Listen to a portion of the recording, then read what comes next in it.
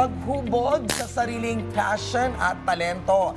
Yan naman ang naging susi sa tagumpay ng business person na si Jennifer Yao. Panoorin natin ang kanyang kwento dito lang sa Negosyo Tayo! Parang pampatay lang ng... Ipinapakita ng bawat Chinese cuisine ang kasaysayan at kultura ng bansang China. Dahil dyan ay isang Chinese food, porky trays, and dim sum business ang aming binisita upang alamin ang kanilang sikreto sa successful na negosyo.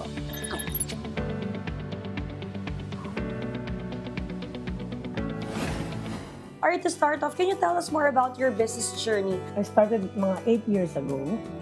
I have a small garments business. Kaya lang hindi ko na natuloy of pandemic. Kaya ako may passion ako magluto. Wow! So gusto ko magluto, bata pa ako. Kamusta po when you were starting? Noong time yun, okay naman din ang mga ano. Basta masarap, ang Chinese naman parang word of mouth. Kaya importante talaga, hands-on ka. At yung taste talagang hindi magbabago at masarap. But now, you ventured also putting up a space in Makati. Yeah, space lang for you to parang mga take-out counters lang. Miss Jennifer, kamusta? Ano yung mga naging struggles natin and challenges along the way while building this business? Siguro yung maging kasama mo sa pagluluto. Kasi ako talaga, hindi naman ako chef by profession. Kahilingan ko lang. Tapos yung mga bahay ko, sila talaga tumulong sa akin.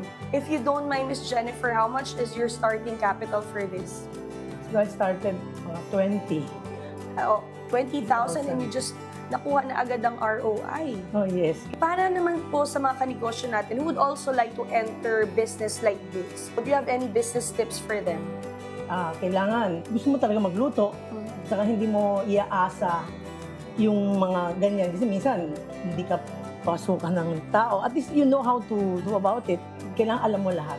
You don't just offer party trays, you also do catering services. Catering, tapos may mga congee station ako. May Wow, mga so you put event. up mga booth and cards? Hindi, I can put mga, ano lang, kung anong requirements. Mga food cards. Wow, that's so nice. What is your advantage over the others? Lutong bahay ng Chinese. Hindi siya yung ma-restaurant, ma-vetsin, ma-MSG. These are all of your recipes, right? Yes, yes. Paano kayo nag-conceptualize pagdating naman sa menu? Sa menu kasi, siyempre mga Chinese, may mga basic comfort food namin yan. Correct. Ito yung Chinese na miswa is the best seller kasi parang ano yan cake. Every birthday, yan ang binibigay namin. It's like the birthday noodles. Yes, birthday noodle. Ito yung mga comfort food ng Chinese, the sweet and sour, the Hainanese chicken, the yang chow, and this yung promote namin na That's Lucky your Five platter. na platter. Nandun yung hakaw, asado, bean curd, yung siomai, and butchi. This one is the steamed tausi na fish. Ito, and there's a mixed veggie namin.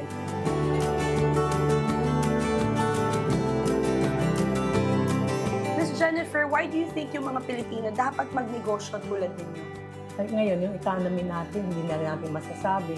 Yung work, sometimes yung mga company, hindi rin tayo mag-sustain. Ikaw may alam kang konti, yung talent na binigay sa atin, yun, gawin mo na ng business. At least, mabubuhay tayo.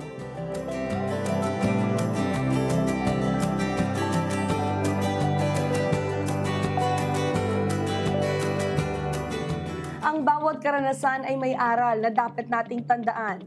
Yan po ang aral na ibinahagi sa atin ni Ms. Jennifer Yao. Tuloy-tuloy lamang ang paghahanap natin ng inspiring business story at business tips na ibabahagi namin sa inyo mga kanegosyo. Kaya naman tara, negosyo tayo!